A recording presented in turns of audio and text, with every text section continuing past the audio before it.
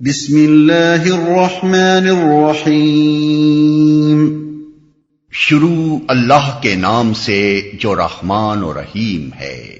قل اعوذ برب الناس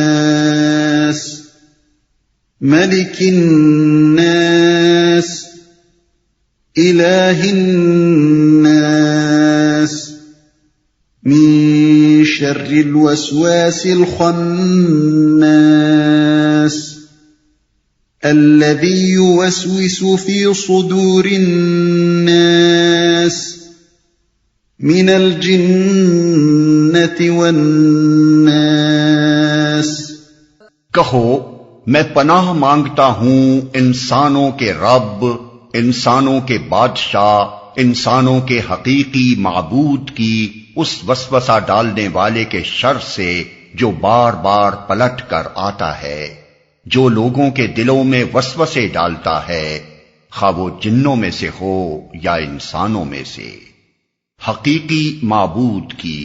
یہاں بھی سورہ فلق کی طرح اعوذ باللہ کہنے کے بجائے اللہ تعالیٰ کو اس کی 3 صفات سے یاد کر کے اس کی پناہ مانگنے کی تلقین کی گئی ہے۔ ایک، اس کا رب الناس یعنی تمام انسانوں کا پروردگار و مربی اور مالک و آقا ہونا۔ دوسرے، اس کا ملک الناس یعنی تمام انسانوں کا بادشاہ اور حاکم و فرما روا ہونا۔ تیسرے، اس کا الہ الناس یعنی انسانوں کا حقیقی معبود ہونا۔ یہاں یہ بات واضح رہنی چاہیے کہ الہ کا لفظ قرآن مجید میں 2 معنوں میں استعمال ہوا ہے۔ ایک وہ شے یا شخص جس کو عبادت کا کوئی استحقاق نہ پہنچتا ہو مگر عملاً اس کی عبادت کی جا رہی ہو۔ دوسرا وہ جسے عبادت کا استحقاق پہنچتا ہو اور جو حقیقت میں معبود ہو، خواہ لوگ اس کی عبادت کر رہے ہوں یا نہ کر رہے ہوں۔ اللہ کے لیے جہاں یہ لفظ استعمال ہوا ہے اسی دوسرے معنی میں ہوا ہے۔ ان 3 صفات سے استعاذہ کا مطلب یہ ہوا کہ میں اس خدا کی پناہ مانگتا ہوں جو انسانوں کا رب، بادشاہ اور معبود ہونے کی حیثیت سے ان پر کامل اقتدار رکھتا ہے، جو اپنے بندوں کی حفاظت پر پوری طرح قادر ہے اور جو واقعی اس شر سے انسانوں کو بچا سکتا ہے جس سے خود بچنے اور دوسرے انسانوں کو بچانے کے لیے میں اس کی پناہ مانگ رہا ہوں۔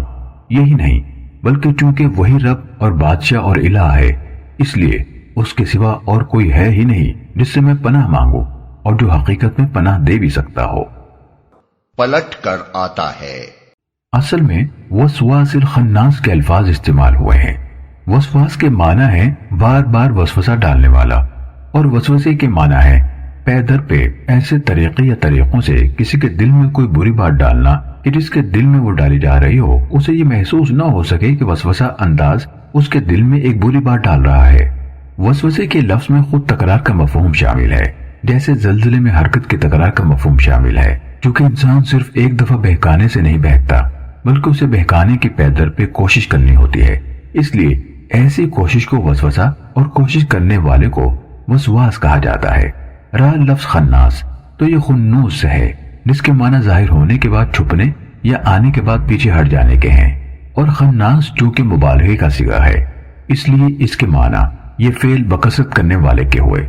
اب یہ ظاہر بات ہے کہ وسوسہ ڈالنے والے کو بار بار وسوسہ اندازی کے لیے آدمی کے پاس آنا پڑتا ہے، اور ساتھ ساتھ جب اسے خناس بھی کہا گیا تو دونوں الفاظ کے ملنے سے خود بہت یہ مفہوم پیدا ہو گیا کہ وسوسہ ڈال ڈال کر وہ پیچھے ہٹ جاتا ہے اور پھر پے در پہ وسوسہ اندازی کے لیے پلٹ کر آتا ہے۔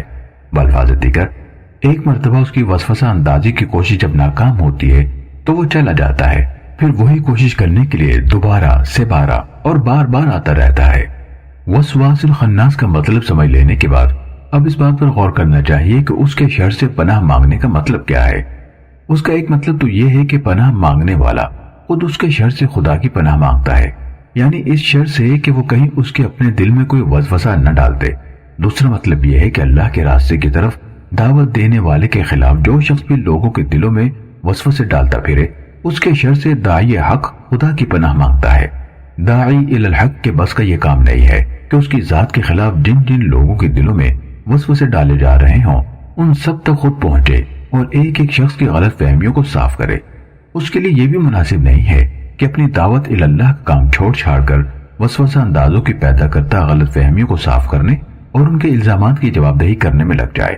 اس کے مقام سے یہ بات بھی فروتر ہے کہ جس سطح پر اس کے مخالفین اترے ہوئے ہیں اسی پر خود بھی اتر آئے اس لیے اللہ تعالیٰ نے دعوت حق دینے والے کو ہدایت فرمائی کہ ایسے اشرار کے شر سے بس خدا کی پناہ مانگ لے اور پھر بے فکری کے ساتھ اپنی دعوت کے کام میں لگا رہے۔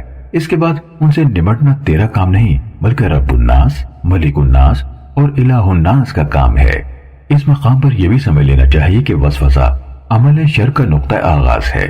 وہ جب ایک غافل یا خالی و ذہن آدمی کے اندر اثر انداز ہوتا ہے تو پہلے اس میں برائی کی خواہش پیدا ہوتی ہے، پھر مزید وسوسہ اندازی اس بری خواہش کو بری نیت اور برے ارادے میں تبدیل کر دیتی ہے، پھر اس سے آگے جب وسوسے کی تاثیر بڑھتی ہے تو ارادہ عزم بن جاتا ہے اور آخری قدم پھر عمل شر ہے۔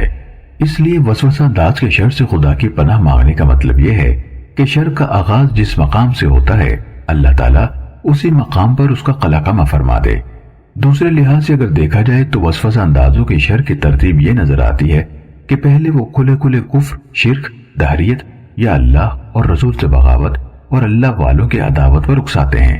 اس میں ناکامی ہو اور آدمی دین اللہ میں داخل ہو ہی جائے تو وہ اسے کسی نہ کسی بدعت کی راہ سجاتے ہیں، یہ بھی نہ ہو سکے تو معصیت کی رغبت دلاتے ہیں۔ اس میں بھی کامیابی نہ ہو سکے تو آدمی کے دل میں یہ خیال ڈالتے ہیں کہ چھوٹے چھوٹے گناہ کر لینے میں تو کوئی مذائقہ نہیں، تاکہ یہی اگر کثرت سے صادر ہو جائیں تو گناہوں کا بار عظیم انسان پر لد جائے۔ اس سے بھی اگر آدمی بچ نکلے تو بدرجہ آخر وہ کوشش کرتے ہیں کہ آدمی دین حق کو بس اپنے آپ تک ہی محدود رکھے، اسے غالب کرنے کی فکر نہ کرے۔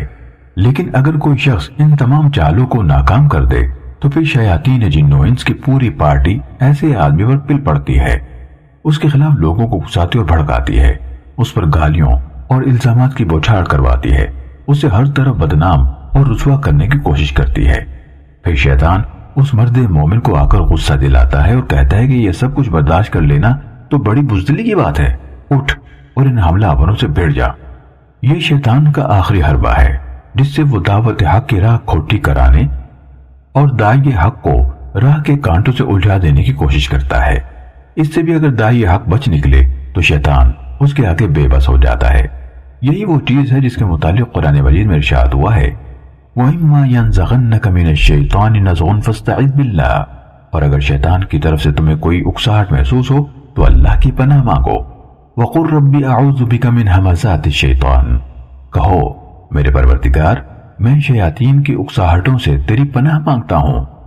پھر فرمایا ان الذین اتقوا اذا مسهم طائف من الشیطان تذکروا فاذا هم مبصرون، جو لوگ پرہیزگار ہیں ان کا حال تو یہ ہوتا ہے کہ کبھی شیطان کے اثر سے کوئی برا خیال انہیں چھو بھی جائے تو وہ فوراً چونک جاتے ہیں اور پھر انہیں صحیح راستہ صاف نظر آنے لگتا ہے۔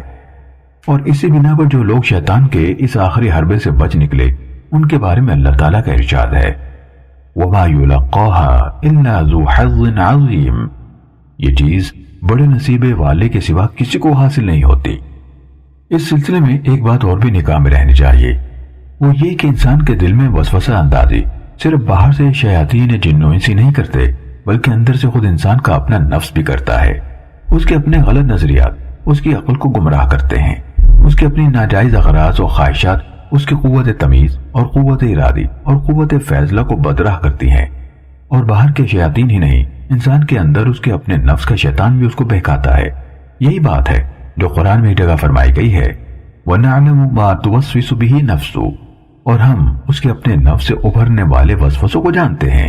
اسی بنا پر رسول اللہ صلی اللہ علیہ وسلم نے اپنے مشہور خطبہ مسنونہ میں فرمایا ہے نعوذ باللہ من شرور انفسنا، ہم اللہ کی پناہ مانگتے ہیں اپنے نفس کی شرارتوں سے یا انسانوں میں سے۔ بعض اہل علم کے نزدیک ان الفاظ کا مطلب یہ ہے کہ وسوسہ ڈالنے والا دو قسم کے لوگوں کے دلوں میں وسوسہ ڈالتا ہے، ایک جن، دوسرے انسان۔ اس بات کو اگر تسلیم کیا جائے تو لفظ ناس کا اطلاق جن اور انسان دونوں پر ہوگا۔